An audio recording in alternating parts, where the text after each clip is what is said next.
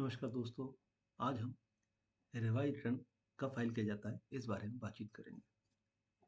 क्योंकि income tax जब अपन file करते हैं तो जल्दबाजी में हम गलतियां कर देते हैं, कई चीज़ हमारी छूट जाती हैं। क्योंकि जो भी हमारा इनकम टैक्स 31 मार्च तक कटता है, वो टैक्स कटने के बाद उसकी जानकारी इनकम टैक्स डिपार्टमेंट को, बैंगलर को दी जाती है। डिपार्टमेंट द्वारा, जिस डिपार्टमेंट हम काम करते हैं या बैंक्स द्वारा या अदर इंस्टीट्यूट जिससे हमने कोई लोन दिया लिया है या हमने कोई बड़ा ट्रांजैक्शन किया है, ये सब जानकारी हमसे ओवरसाइट हो जाती है, छूट जाती है।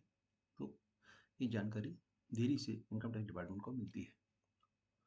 बट हमें चाहिए कि हम इस चीज़ को ध्यान रखें, और अगर फिर भी हमसे अगर ऐसा कुछ हुआ है तो हमें टाइम रहते हुए रिवाइज रिटर्न फाइल करना चाहिए।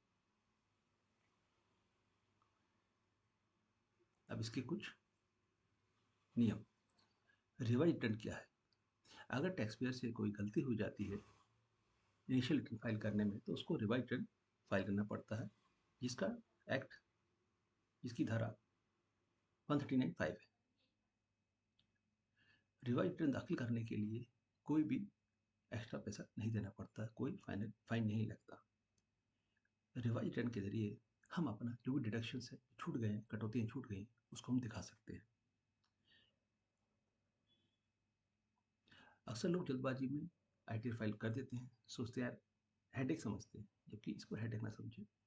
इसको तसल्लीपूर्वक सही जानकारी अपनी कटौतियों की, अपने बैंक अकाउंट की, कोई भी लेन देन है, कोई क्लेम है या म्यूचुअल फंड है या स्टॉक्स हैं या क्रिप्टो करेंसी है, किसी में आपने कुछ इन्वेस्टमेंट किया है और शॉर्ट टर्म कैपिटल गेन या लॉन्ग टर्म कैपिटल गेन किया है, तो इसकी जानकारी हमें इनकम टैक्स डिपार्टमेंट को देनी ही पड़ेगी।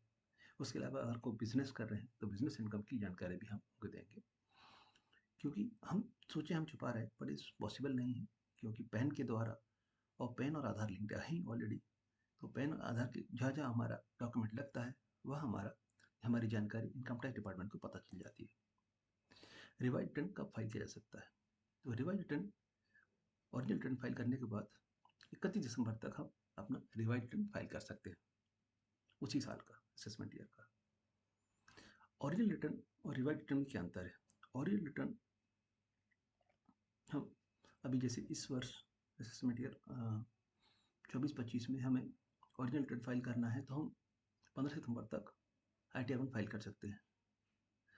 उसके बाद में अगर हम लेट करते हैं तो वो फिर उसमें पेनल्टी लगेगी, 5 लाख तक 5,000, अप टू 5 लाख तक 1,000, और 5 लाख से ऊपर 5,000 लेट फीस लगेगी। नाउ ओरिजिनल रिटर्न जो हम इनिशियली रिटर्न फाइल करते हैं वो होता है, और रिवाइज रिटर्न जब हमसे कोई संशोधन, कोई गलती हो जाती है, उनका संशोधन करने के लिए आवेदन देते हैं, तो वो रिवाइज रिटर्न कहलाता है। रिवाइज रिटर्न में हम काफ़ी बदलाव कर सकते हैं।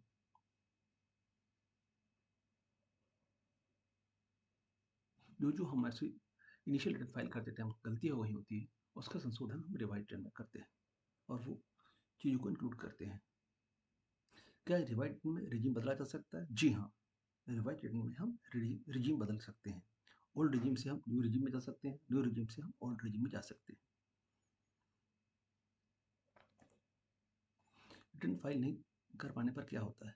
अगर रिटर्न फाइल नहीं करते हैं तो अंडर सेक्शन 271H के तहत 10,000 से रुपये तक लेकर 1 लाख रुपये तक का हमें जुर्माना देना पड़ सकता है।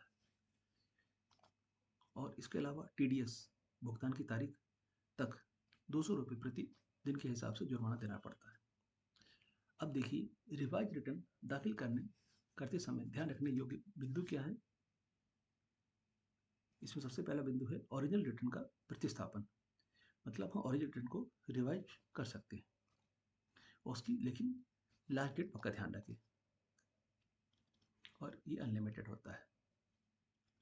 ITR रिफंड प्राप्त करने के बाद रिवाइज रिटर्न, यदि आपको ITR रिफंड आ गया है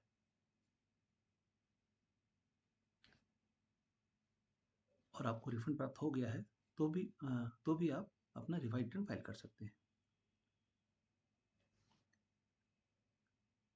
अगर आईटीआर में कोई परिवर्तन करना चाहते हैं तो उसके लिए आप रिवाइज रिटर्न फाइल कर सकते हैं।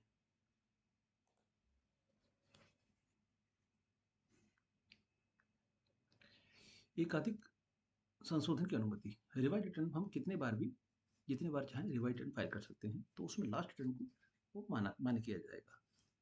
फिर इवैल्यूएशन यानी मूल्यांकन।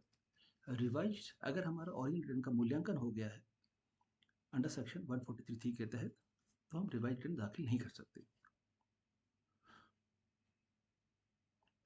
रिवाइज रिटर्न फाइल करने पर कोई जुर्माना नहीं लगता। अगर हमने ओरिजिनल रिटर्न टाइम से फाइल कर दिया है और उसका प्रोसेसिंग में गया है पर रिफंड हमारा नहीं आया, तो भी हम रिवाइज रिटर्न फाइल करते हैं, बट इसमें कोई हमारे को पेनल्टी नहीं लगती। इसका मेन मोटो होता है गलतियों में सुधारना। अगर कोई गलती हो गई है तो रिवाइज रिटर्न द्वारा दाखिल करके हम अपनी गलतियों को सुधार कर सकते हैं। इनकम टैक्स नोटिस आने से पहले इन सब गलतियों में हमें सुधार करने का अधिकार है। अब देखिए तो हमने जब भी रिवाइज फाइल करने बैठते हैं तो सबसे पहले हमें देखना है कि हमारा 26AS और AIS इन दोनों का फिगर सेम होना चाहिए और टैक्स बराबर कटा हो, कुछ छूट तो नहीं रहा। देन उसके बाद में एक्नॉलेजमेंट जो हम जो हमने इनिशियल फाइल किया है उसकी एक्नॉलेज नंबर हमारे को डेट याद होनी चाहिए। हम रिवाइज फाइल कर रहे हैं। नाउ अब हम अपना आईटीआर में जाके लॉगिन कर लेंगे आईडी पासवर्ड डाल के, और इसमें हम सबसे पहले इनकम टैक्स का फाइल इनकम टैक्स इसे क्लिक करेंगे और यहाँ पर वो हमसे पूछेगा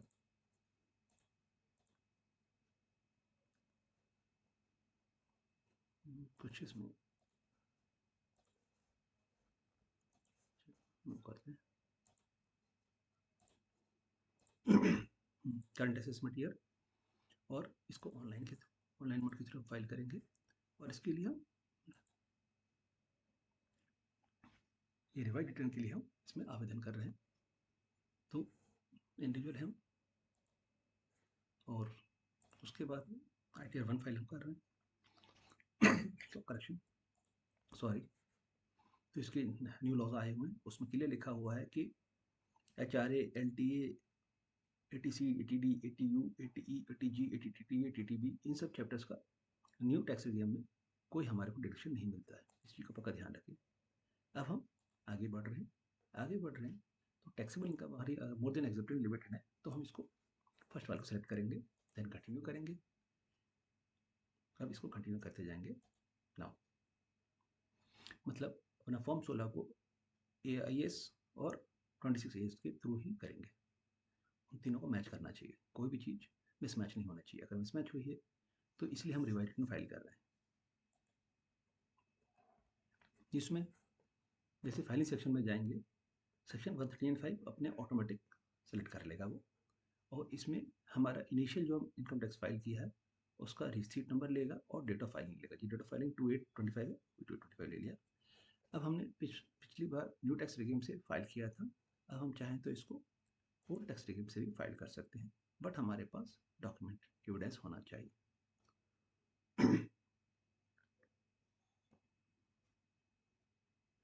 इनके डॉक्यूमेंट एविडेंस नहीं तो न्यू टैक्स रिजीम बहुत ही अच्छा है, कि ओल्ड टैक्स रिजीम में आजकल बहुत जानकारी मांगी जा रही है।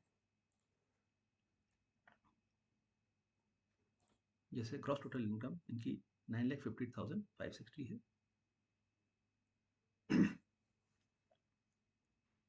इसमें कुछ एडिटिंग करना चाहे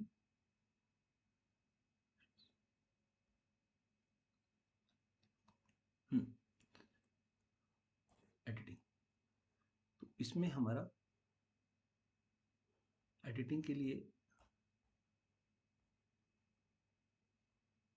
एक तो प्रोफेशनल टैक्स, क्योंकि गवर्नमेंट एम्प्लॉय है, पुलिस में है, तो 2500 इनका प्रोफेशनल टैक्स का छूट मिल गया और स्टैंडर्ड डिडक्शन 50,000 का मिल गया। तो ऐसे इनको HRA के लिए हम इसको अप्लाई नहीं कर रहे हैं, तो जो अप्लाई नहीं कर रहे हैं उसको हटाते जाएंगे। लाइकवाइज जब बाकी क्लॉज दे रखे हैं LTA लीव टेबल कंसेशन हम नहीं कर रहे हैं तो नो कर देंगे, डिलीट कर देंगे। ग्रेजुटी अगर हम क्लेम नहीं कर रहे हैं, रिटायर नहीं हुए तो वो नहीं करेंगे। कम्यूटेशन ऑफ पेंशन वो भी नहीं लेंगे। और HRA भी हम क्लेम नहीं कर रहे हैं तो इसको भी नो कर देंगे, ठीक है। और लीव एनकेशमेंट और रिटायरमेंट ये भी नहीं। तो सारे जो क्लॉज को हम नहीं मान रहे हैं, नहीं ले रहे हैं, तो हम उसको हटाते जाएंगे। बट इनका एक केस है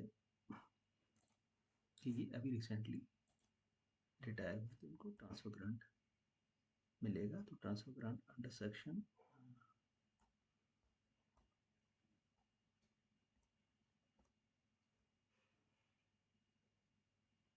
14(1) में 200 तक ट्रांसफर ग्रांट उनको मिलेगा। तो ये हम इसको अप्रोच कर लेंगे। देन अच्छा, लॉन्ग टर्म कैपिटल गेन इनमें म्यूचुअल फंड और स्टॉक्स में इन्होंने कोई इन्वेस्टमेंट नहीं किया हुआ है, ये देखिए। तो नहीं किया है तो हमें इसका देने की कोई जानकारी की जरूरत नहीं। अगर होता तो हमें 1,25,000 तक हम लॉन्ग टर्म कैपिटल गेन अगर बुक किया है तो उसको हम दिखा सकते थे। इसमें कॉस्ट ऑफ एक्विजिशन आ जाता और सेल, मतलब कितने में खरीदा कितने में बेचा, और जो अंतर आता वो हमारा लॉन्ग टर्म कैपिटल गेन हो जाता। ओके, नाउ फिर डिडक्शंस। डिडक्शन एटीसी के तहत जो डिडक्शन है, जैसे आपने कोई पॉलिसी ले रखी है तो पॉलिसी का नंबर आएगा। जैसे ये पॉलिसी इनके पास है, इसकी पॉलिसी नंबर है, और इस पॉलिसी में इनका मंथली प्रीमियम 10,000 जा रहा है, तो 12 महीने का 1,20,000।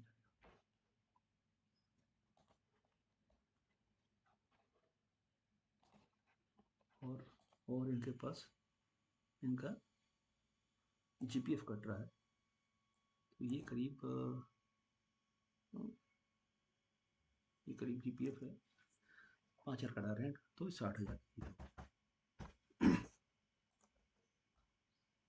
अब इसको सेव कर लेंगे। नाउ बाकी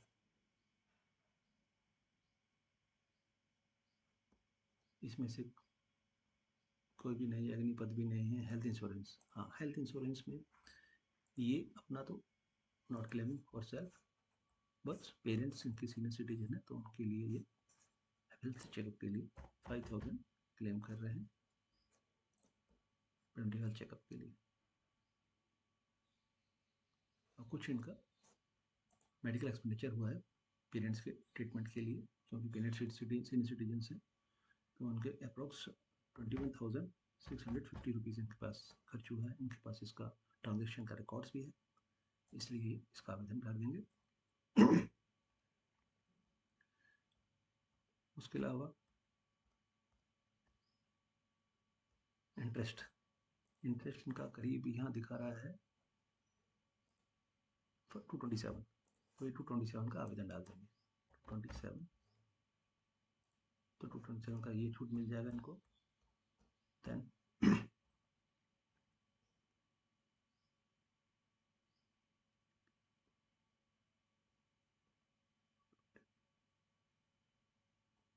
बाकी इनके पास कोई डिडक्शंस नहीं है, तो कंफर्म कर देंगे। इन्हें कंफर्म करने के बाद में इनका सैलरी जो था वो सैलरी इनका दिखा रहा है 958,560। तो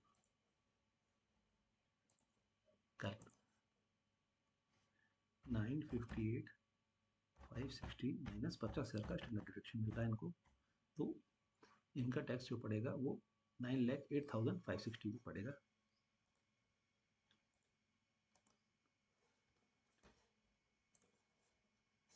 इसको ऐड कर लेंगे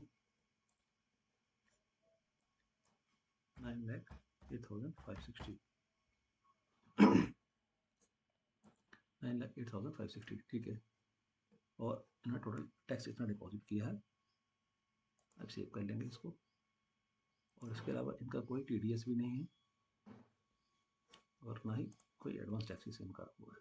ये कंफर्म कर देंगे। कंफर्म करने के बाद में इनकी ग्रॉस टोटल इनकम जा रही है 8,87,000, डिडक्शंस है 1,76,000, तो ऐसे टोटल इनकम हुई 7,10,000। और टैक्स पेबल टोटल इनकम है 5 लाख तक इनका लगा 10,000 और उसकी 5% है, और 5 लाख से 10 लाख तक 20% है, तो वो 42,108 आया। तो ऐसे टोटल इनका उसके ऊपर 52,108 पर हेल्थ एंड एजुकेशन सेस लगा 4%, जो कि 2084 है। तो टोटल इनकी टैक्सेस पड़े 54,192, और इसे हम कंफर्म कर देंगे। कंफर्म करने के बाद में अब इन्होंने इतना टैक्स पे किया और इतना इन्होंने टैक्स लाइबिलिटीज बताई, तो बाकी पैसा इनका रिफंड आएगा। ये रिफंड बन रहा है 11,520 रुपये। 11,520 का इनका रिफंड बन रहा है। उसकी जानकारी इस तरह से दे रखी है। 1.5 लाख ATC के तहत मिल गए, और हेल्थ इंश्योरेंस के नाम से इतने मिले, और टोटल 7,10,500। तो इनके टोटल टैक्सेस टैक्स लाइबिलिटीज हुई 54,192, जबकि टैक्स पे किए थे इन्होंने 65,709। तो रिफंड 11,520 का रिफंड बना। अब ये सबमिट कर देंगे। सबमिट करके वैलिडेशन के लिए प्रोसेस करेंगे, प्रीव्यू करेंगे। प्रीव्यू करके अपना देख लें कहीं कोई कमी पेशी तो नहीं है। हर एक चैप्टर में जाकर चेक कर लेंगे, और लास्ट में सब कुछ होने के बाद में फिर ये वेरिफिकेशन के लिए आवेदन देंगे।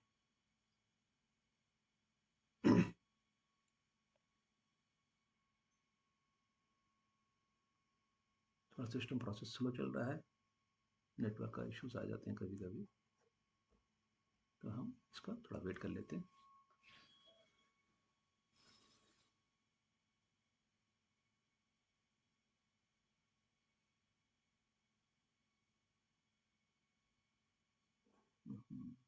हो गया। Proceed to verification. अब ये ई वेरीफाइड रिटर्न पूछेगा। अगर आप कोई दोबारा रिवाइज कर रहे हैं और कोई गलती नहीं दिख रही है, तो तुरंत ही वेरीफाई कर सकते हैं।